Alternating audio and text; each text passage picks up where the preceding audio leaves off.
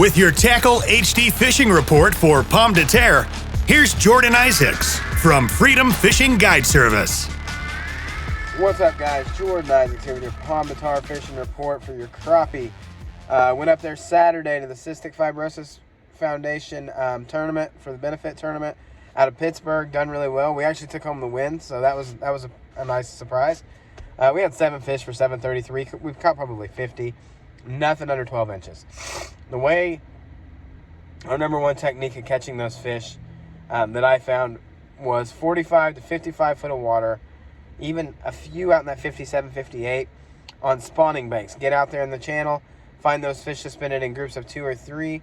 I took a 1/8 ounce head and a pro swimmer and bluegrass, the black and blue and the monkey milk. Throw it over those fish, let it get down to them, set the hook, they're on it, they're chasing it.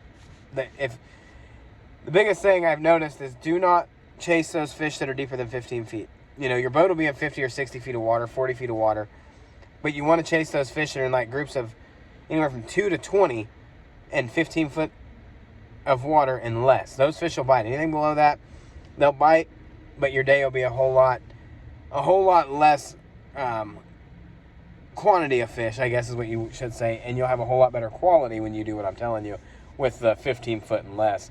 Those fish are a little more aggressive. They're chasing shad. There's also some white bass mixed in with those, so you can use the swim bait on a 1/4 ounce head, throw it to those whites, and do the same thing. Another little bite I found, which was kind of weird, 12 to 18 foot deep in the back of coves. I hadn't seen that yet, but I did this weekend just a little bit. It's not quite as consistent as that deep water bite is, but it's going to get there. So as this water warms up and, you know, all these rains are coming, those fish are going to start to pull to the backs of the creeks, up on the banks. So as of now, with the 47-degree water, you can do that. You can get out there in that suspended stuff, and you're going to catch a bunch of fish. But as this water warms up, you're going to have to move up with them. So they're going to start changing on you. You should be able to do this technique for at least another couple weeks till that water gets around 52, 53. And then they're going to pull up, and it's going to be our normal up shallow, dirt shallow bite. So I was up around Lightfoot, kind of had the same pattern going there. The water was still pretty dirty, so that we didn't catch quite as many, but we did have still pretty good quality out in that deep water doing that. The Pittsburgh area down to the dam, that's where I caught all of those fish in that deeper water on that suspended bite. And that bite, like I said, that was the most consistent bite we had. We had some really nice fish for that. Don't be afraid to get out there, pan around when you find them. Check every flat you know of that's a typical spawning bank. If it's a spawning bank, you know, and by spawning bank, you know, me personally, I like it with a little brush. I like it kind of some lighter rock, you know, not necessarily pea gravel, but down to sand, pea gravel, with brush on it. That's my favorite kind of spawning bank. Find that and then pull out deep, and you're going to find fish out there suspended. Especially if it's a wind-blown flat. Get on that big flat, and you'll do fine.